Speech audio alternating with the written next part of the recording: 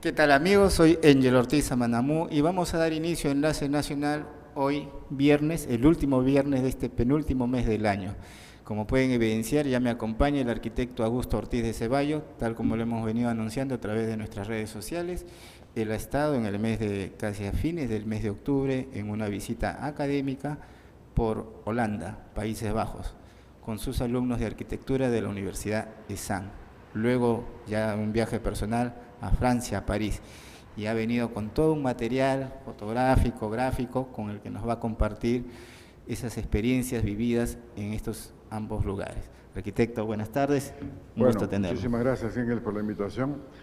Sí, pues, o sea, estos viajes son interesantes porque permiten luego entender qué pasa en lugares que tienen procesos más desarrollados, mejor orquestados, pero también qué podría pasar acá, ¿no es cierto? Entonces, el caso de Holanda, que es un país que era agua, ¿no es cierto?, y que un tercio del país está sobre agua y construido, es un interesantísimo porque, claro, Rotterdam, por ejemplo, de la que hablaremos, fue demolida en la guerra el año 40, quedó hecha trizas, ¿no? Quedó hecho un desastre, y sin embargo hoy es el puerto más importante de Europa en movimiento. Entonces, esas imágenes que vemos, claro, son un poco las formas en las cuales se gestiona la ciudad, se administra la ciudad, y cómo los proyectos permiten que en cualquier parte se sienta uno parte de la ciudad, porque hay transporte público, porque hay redes, porque hay oportunidades, porque hay manejo. Entonces, en la práctica, cualquier proyecto de los que vemos está pensado no solo en sí mismo, sino como una pieza de un todo, ¿no es cierto?, de una estrategia, de un proceso, de unas tendencias, ¿no?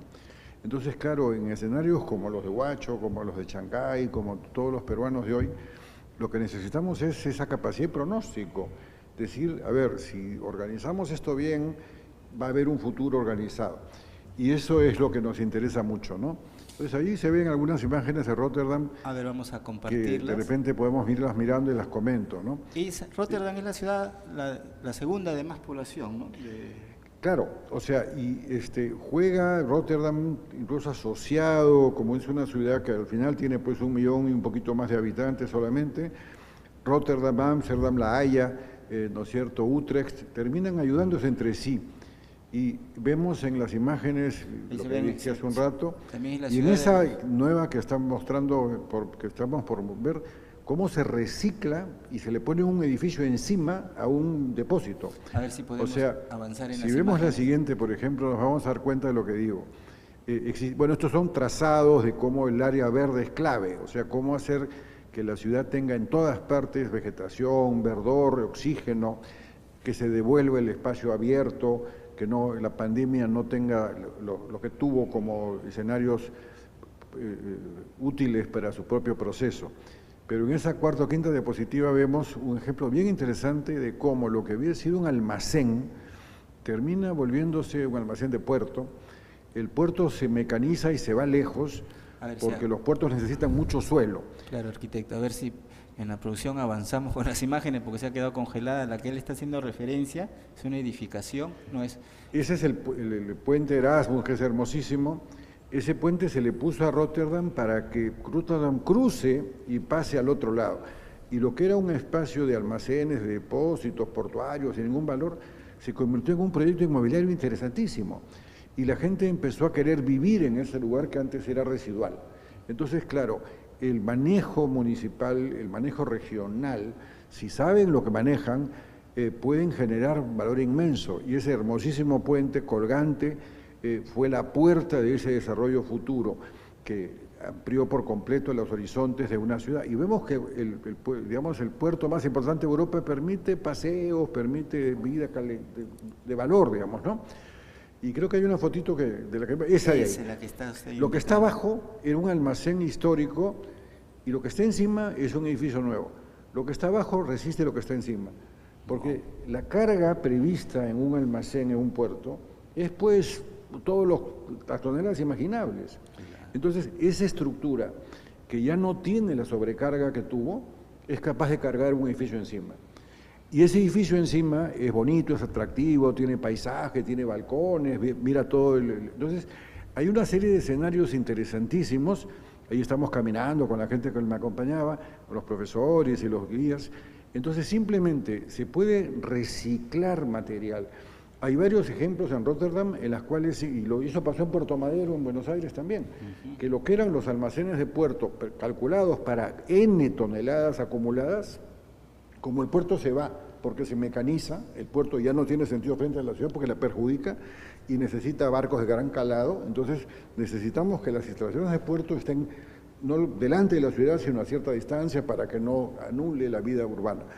Pero me quedé con los edificios, entonces por eso se hace. Y esto de acá es bien interesante, eso es el mercado central de Rotterdam, que se hizo envuelto en viviendas. Adentro está el espacio del mercado y alrededor son viviendas, porque la gente quiere vivir en el centro. O sea, eso son espacios ampliamente valiosos. La calle es agradable, estar afuera es bonito, la ciudad se vive bien, la gente pasea, ¿no es cierto?, en bicicletas, caminando, en lo que sea. Entonces son ciudades, las dos holandesas más importantes, Rotterdam y Ámsterdam, en las cuales tenemos calidad de vida exterior, ¿no es cierto? Y el sistema de bicicletas, hay 1,5 millones de bicicletas, los edificios tienen espacio obligatorio para bicicletas, ¿no? La gente va a sus eventos sociales en bicicleta. Exactamente. ¿Cómo hacen con sus traguitos? Incluso, o hay una cultura etílica. Y las oficinas suelen tener incluso en la planta baja, creo que hay algunas fotos que las veremos, este es el mercado. Ese es el mercado. Este mercado tiene una bóveda encima en la que vemos que incluso hay hasta ajíes peruanos y cosas internacionales. Interesante. Y cada uno de estos puestitos tiene arriba su espacio gastronómico. Y con perdón de los holandeses, acá comemos mejor que en Holanda. O sea, ese mercado es buenísimo, pero la comida holandesa no es su principal virtud. No, en el Perú podríamos hacer maravillas de esta naturaleza. Y este mercado central, con ese envoltorio, arriba vive gente que está mirando el mercado y tiene terrazas en los dos frentes. Entonces, en el corazón de la ciudad hay gente que quiere vivir ahí porque el centro es grato, es bonito, es atractivo, es amable. Entonces, son cosas que a uno le dan envidia, porque nosotros tenemos centros vacíos. Ahí vemos el espacio de esa arcade, de esa especie, ¿no?, de arquería que es el mercado, y vemos cómo los edificios cercanos han sido los que quedaron después de la demolición, se sobrelevan para que se vea el paisaje, y los hitos, al fondo está la iglesia que tampoco se bombardeó, digamos, fueron muy pocas las cosas que quedaron vivas, pero luego todo tiene vida, todo tiene animación, y eso es una cosa ejemplar de los centros europeos, que la estrategia las cuida, y se usa la calle, ¿no? Hay unas fotos ahí de mesas afuera, camina uno, se pasea, cualquier frente comercial puede tener vida, eso, ahí estoy mirando la ciudad, pero es grato, es divertido, es simpático, entonces la ciudad es un gran paseo. En la vía pública, ¿no? Exactamente. Y allá no hay delincuencia. Exactamente, entonces nosotros tendríamos que decir, oye, ¿por qué no puedo gozar así Miraflores, Urquillo, Barranco, Chorrillos, cualquier sitio, ¿no es cierto? Donde, y entonces cualquier negocio ya tiene una vida exterior que lo vuelve atractivo y que le da personalidad. Y el paisaje urbano se abre. En Holanda pues hay muchísima agua, ¿no? Ahí vemos de nuevo este resumen un poquito de lo que vimos hace un rato, ¿no? Como Rotterdam entonces tiene una personalidad moderna. Veamos esos edificios de N pisos, de 30 pisos, incluso usando madera. Hay edificios de madera de 15 pisos de alto que son maderas encoladas. Entonces las fibras están en los dos sentidos, eso permite que resista 5 veces más que la madera aserrada y por lo tanto ya se empiezan a usar en edificios en altura. Entonces todos estos programas de vivienda nuevos en Rotterdam como en Ámsterdam, que veremos algunos, son interesantísimos y permiten esta sensación de que toda la ciudad es atractiva. Cualquier inversionista puede invertir en cualquier sector de la ciudad porque ya va a tener interesados en ese barrio, en esas particularidades. En Ámsterdam, si vemos ahora eso... Podríamos, para redondear, o sea que Rotterdam es como el ave fénix, se levantó de las cenizas, ¿no? Es una maravilla de ciudad. Totalmente, porque quedó hecho trapo, nada, ¿no es cierto? En el año 40, creo que está catalogada como la ciudad de los arquitectos. Así es, algo ¿no? leí por ahí. Y entonces simplemente la ciudad resucita como ave fénix tiene una identidad muy propia, distinta que la de Ámsterdam. Ámsterdam fue conservada porque no fue demolida, pero Róterdam era la estrategia. Pero veamos cómo uno va a las oficinas de Ámsterdam, ¿no? Claro, esto es Ámsterdam. Y esa maqueta está en la municipalidad. O sea, cualquiera ve qué cosa tiene previsto la ciudad, cómo va a manejar su transporte público, cuándo va a haber árboles en cada sitio, cómo se manejan los frentes de agua, qué tipo de estrategias hay para cada sector. Entonces, el hall de un edificio municipal es ese espacio de oportunidades. Y se va negociando y explicando cualquier proyecto con esa lógica de ese tipo. Y hay edificios bien interesantes, con eso que vemos ahí, por ejemplo. Eso se negoció con los propios pobladores. Incluso hay como cajas que luego cada uno puede acomodar como quiera su departamento y buscan diversidad, que haya parejas, que haya familias, que haya personas solas, que haya diversidad. Y fue negociado paso a paso por los arquitectos, una arquitecta que nos hizo el paseo, que anda por ahí en una de las fotos, y por lo tanto, y además se deja pasar la ciudad por dentro. O sea, afuera, como vemos, hay jardincitos, la ciudad nutre al proyecto, no se encierra. Obviamente, si vemos eso, estamos viendo que nadie le tiene miedo a la ciudad. La ciudad está afuera como un aliado de cualquier proyecto. Y hay vegetación, hay jardines en altura, hay áreas verdes, es mandatorio que eso ocurra. En este edificio, por ejemplo, creo que por ahí hay una foto del sótano, hay que tener 5 bicicletas porque hay bastante variedad a pesar de que es prefabricado. De las bicicletas. Entonces, y ahí están las bicicletas que las vamos a ver en un ratito. Entonces vemos como cualquier edificio necesita que exista una dotación de bicicletas. Incluso en 2 pisos se pueden poner las bicicletas para que quepan. Y cada uno tiene la suya. Y decíamos en las oficinas, incluso a veces hay hasta duchas para que la gente llegue en su bici, se ducha y se pone la corbata para trabajar, si quiere trabajar con corbata. Entonces, toda la ciudad tiene una cultura del espacio público y es una cosa bien interesante. Ese edificio de montones de pisos que vamos a ver ahora, también tiene abajo bicicletas, tiene diversidad, tiene unas estructuras de madera en todo el corazón interior. O sea, hay una estructura básica de concreto, pero luego hay madera para todos los elementos de perímetro. Entonces la torre central está conectada con este juego de la madera, permite que ya los departamentos sean como lofts, o sea, vacíos, cualquiera puede amoblarlos como quiere, puede ir cambiando. Porque un departamento no se queda igual, la gente lo compró y de repente envejece, tenía hijos, ya se van los hijos, hay más personas, de repente uno se vuelve de una edad en la que ya necesita moverse de otro modo. Entonces la noción del departamento no es una cosa fija, es al contrario una cosa variada. Y la pospandemia ha reivindicado los balcones, casas flotantes, esas casas que están ahí flotan y están conectadas a la red pública, con unos elementos neumáticos que permiten que haya agua, haya desagüe, haya todo.